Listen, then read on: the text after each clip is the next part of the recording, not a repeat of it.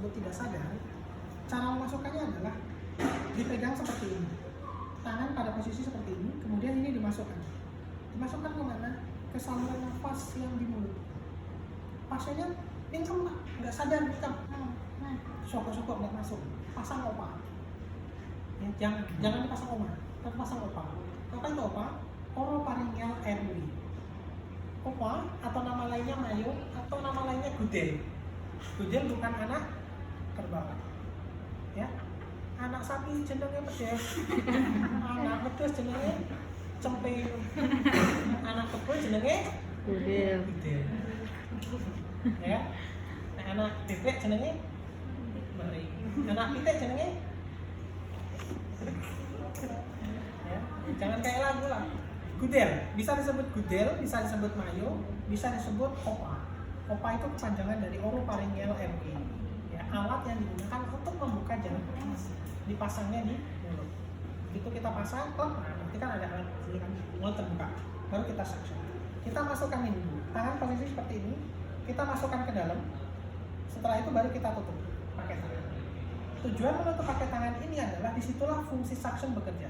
Kalau ini nggak ditutup, tidak ada fungsi suction. Masuk aja, nggak ada tekanan. Kalau ini udah ditutup, nanti baru mulai fungsi suction.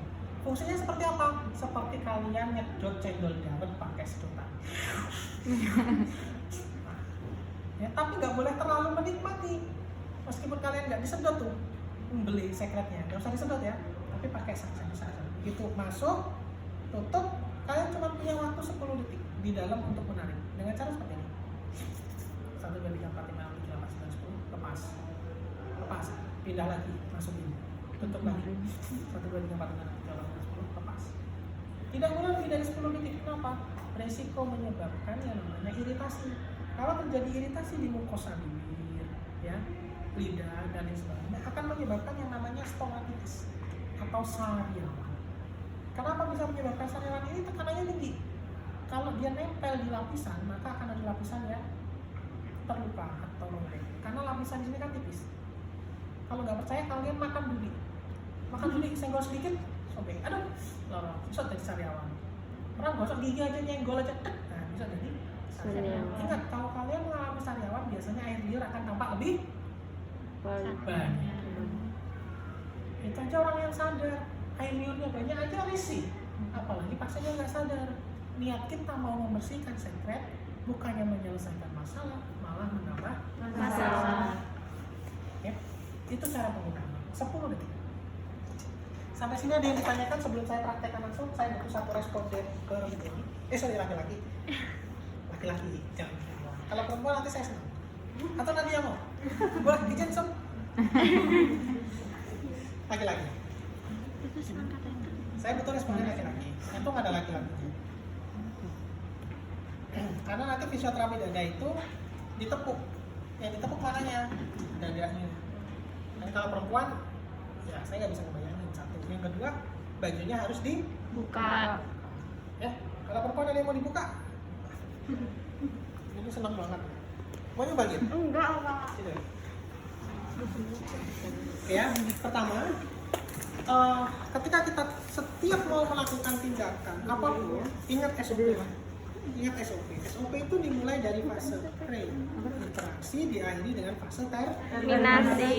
Ya, fase itu harus dijalani. Pakai bahasa yang lugas. Jangan Assalamualaikum, perkenalkan, nama saya Ingrid, saya mahasiswa semester 1. Saya mau melakukan tindakan fisioterapi dada dengan Bapak atas nama Yusuf. Dilakukannya selama 10 menit. Saya menutup tirai, saya sudah menggunakan alat. Ya, jangan seperti itu. Tetap bahasanya komunikatif. Oke, pertama saya sudah melakukan cross check bahwa ada pasien atas nama Yusuf. Barusan diputusin sama Nadia. Dia minum obat, ternyata iritasi. Setelah iritasi akhirnya batuk-batuk kan tadi, ya kan, akhirnya dia yang mencoba untuk memutuskan. Bercanda sudah. Nek wong Jawa iki udele kudu tuh. Ususnya. Nanti ususnya tuh. Nanti usus tuh. Sama sing ngerti usus tuh. Usus panjang. Ngerti enggak? Usus tuh kuwi digodani kayak apa wae, guyu-guyu. Tidak mudah. ya, tidak bukan marah. Yusuf ya? Fisioterapi dada. Marah nggak Suf? Enggak. Kalau semua artinya apa? Ada maknanya nggak ini? Enggak. MGGT, kira saya maggot. Tahu maggot? Belatung, Iya. ya kan? Maggot. Bukan? Ya, maggot. Ya, setelah membaca status pasien, kita pastikan pasiennya benar nama, benar diagnosa, sehingga ketika kita mau melakukan fisioterapi dada itu tidak salah paham. Ya, oke. Setelah selesai, kita siapkan alat, cuci tangan, kita pakai universal precaution. Ya, pakai handscoon, pakai masker. Karena saya posisi mengajar, bukan saya nggak mau pakai, takut nanti pada saat saya pakai masker suaranya nggak keluar. Ya, bukan saya nggak mau pakai. Ya. Jadi jangan dicontoh. Tapi nanti kalau kalian mau ujian praktek tetap pakai. Karena kan kalau ujian praktek kan pendengarnya saya sendiri, di dalamnya hanya orang itu. Kalau saya ngajar kan banyak orang, akhirnya suaranya terpecah. Oke, setelah selesai, kemudian saya langsung ke pasien. Oke, selamat pagi Mas Yusuf. Oke, Mas Yusuf, saya Ikhwan ya Mas Yusuf ya. Hari ini kebetulan saya yang dinas Mas Yusuf. Tadi sudah saya baca di statusnya dengan bahwa Mas Yusuf ada batuk ya, ada dahak, sehingga saya harus melakukan tindakan fisioterapi untuk membantu Mas Yusuf mengeluarkan dahak yang ada di sini, dada. Ya, kurang lebih nanti sekitar 10 menit. Nanti mohon izin Mas Yusuf, bajunya kita buka dulu biar mudah. Setelah nanti di fisioterapi dada, kalau memang Mas Yusuf nanti mulai terasa gatal di daerah tenggorokan, pengen batuk, nanti Mas Yusuf kasih saya kode pakai tangan, nggak usah berbicara dulu, kode pakai tangan. Nanti saya siapkan gelas ukur, nanti batuknya nanti saya ajarkan untuk ditaruh di gelas ukur. Karena hasil pemeriksaan itu nanti, hasil sekretnya nanti mau kita periksa. Apakah Mas Yusuf di dalamnya ada bakteri TB atau tidak, kan kita nggak tahu. Makanya mau kita periksa terlebih dahulu. Nah, nanti di sini mau ditemani oleh keluarga atau mau sendiri dengan saya, atau benar sendiri ya. Ini saya tutup tirainya. Yang penting Mas Yusuf bersedia ya. Ya. Oke, selesai. Tercover semuanya ya. Kenal nama, panggil nama, prosedur tindakannya seperti apa, berapa lama kan termasuk kontrak waktu, mau ditemani atau mau sendiri, dan lain sebagainya. Semuanya tercover. Pakai bahasa yang santai aja, slow aja. Ya, setelah selesai kita tutup tirai, kemudian kita dekatkan. Oke, Mas Yusuf, kita mulai ya. Oke, teknik ya. Ini kita berbicara teknik. Kalau posisi kita dari posisi sebelah kanan pasien, karena kita takut tertular atau dan lain sebagainya, kita tidak tahu. Tapi pada orang-orang dengan masalah pernafasan kita harus waspada. Karena sebagian besar penyakit menular itu selalu dimulai dari pernafasan. Sehingga pada saat kita mau melakukan fisioterapi dada, agar tidak ada yang tersinggung dan kelihatan lebih luas, sebelum kita melakukan sebelum melakukan fisioterapi dada, kita periksa dulu. Apa yang harus kita siapkan sebelum kita periksa? Pertama, kita auskultasi dulu. Auskultasi pernafasannya. Ya, tadi yang sudah saya sampaikan, agar kita terhindar dari tertular dan kita tidak ada komunikasi yang miss dengan pasien, kita pakai bahasa yang lugas. Oke, Mas Yusuf, saya periksa dulu ya. Oke, untuk memudahkan saya memeriksa, Mas Yusuf mohon izin mukanya agak sedikit sebelah sana ya. Jadi kita pakai bahasa yang lugas. Jangan sampai Mas Yusuf batuk, nanti takut saya tertular, mukanya ke sana. Jangan. Ya.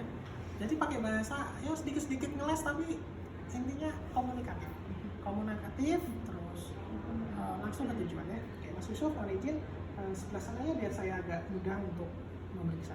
Ya, padahal punya tujuan yang lain. Ya. Setelah itu kita lakukan pemeriksaan auskultasi. Kita mulai dari posisi yang terjauh di interkosta kedua sebelah kiri. Kenapa di sebelah kiri? Karena saya di sebelah kanan. Ya, interkosta kedua. Kita minta pasien untuk tarik nafas. Mas Yusuf tarik nafas. Pas. Lepaskan. Tarik lagi. Lepas. Tarik. Lepas. Tarik.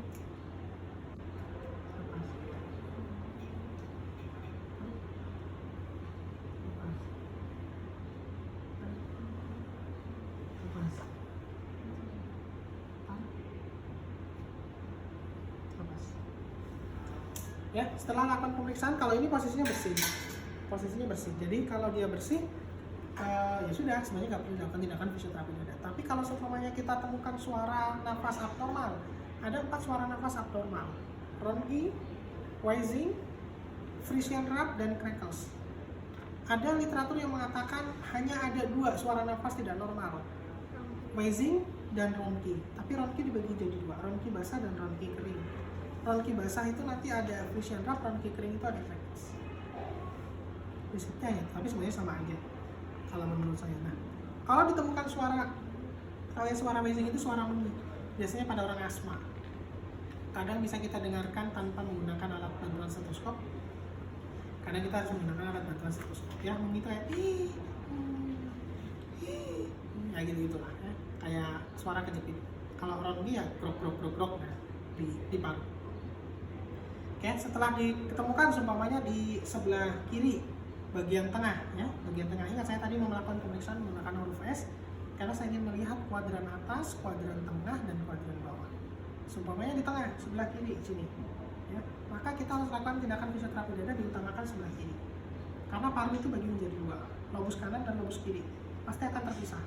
Jadi kalau dia ada ronki di sini nggak ada, belum tentu akan pindah ke sini.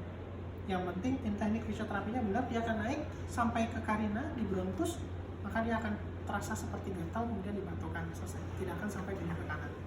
Ya, teknik fisioterapi dada kita menggunakan tangan yang menunjuk. Ya, tangan kita harus menunjuk. Nggak boleh seperti ini. Contoh, kalau seperti ini saya pukul gini, ya sakit. Bandingkan dengan, ya, jadi tangannya harus menunjuk. Tidak boleh megar. Megar ini nggak boleh. Megar itu nggak akan ada tekanan, karena udara akan keluar melalui lubang-lubang atau sela-sela yang ada di samping. Saya ngelihat rainbow-mu jadi pingin makan. Jadi tadi rainbow, ya. Nanti saya potong, saya makan. Ya, kita mulai teknik fisioterapi dada. Kita mulai dari sebelah kiri di bawah, ya. Kita mulai dari teknik yang bawah. Ya, pakai tangan seperti ini. Kita mulai, Mas, ya. Kalau nanti dengan kesakitan disampaikan, ya. Ya, mulai. Sakit, ya? Hah?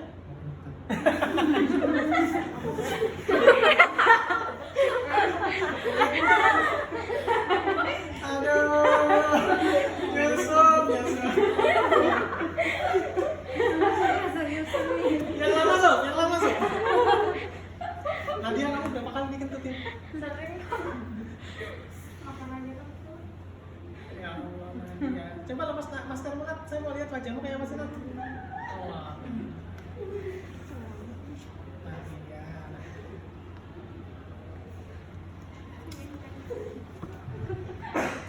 Udah tuh. Kamu udah berapa kali ngentutin Nadia? Katanya sering ya? Yusuf, di rumah makan apa nih, kos? Singkong? Cadang. Nggak usah diambil hati. Ya, kita mulai. Sakit ya? Sakit ya? Sakit ya? Sakit ya? Coba ya. Ini ya.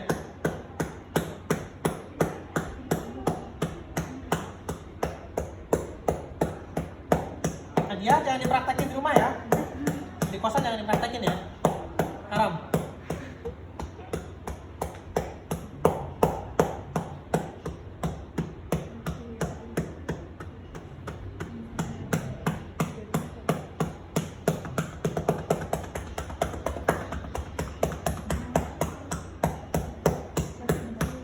Ya, dorong ke atas. Posisinya dorong ke atas. Karena saluran pernapasan itu kan di atas.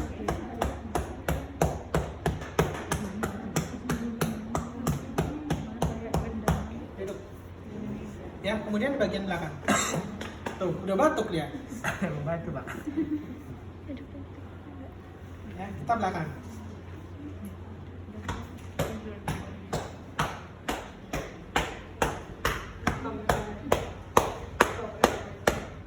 Dorongnya ke atas ya.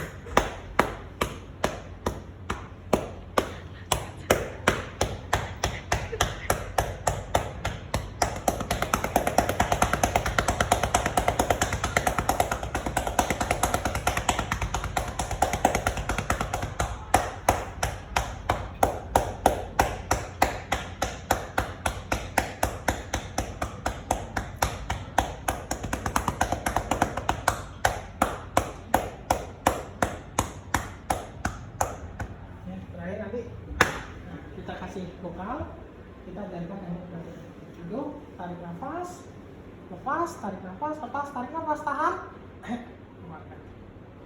Ya. Kemudian terakhir postural drainase. Postural drainase itu lebih mudah.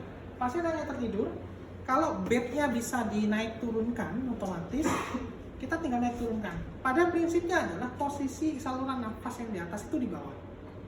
Kalau bed nggak bisa dinaik turunkan, pakai bantal 3 atau 4 bantal dengan diletakkan di bokong, di paha, dan di kaki sehingga posisi kepala itu di bawah. Pertama terlentang dulu 15 menit, kemudian miring 15 menit, tapi posisi miring tetap kepala di bawah.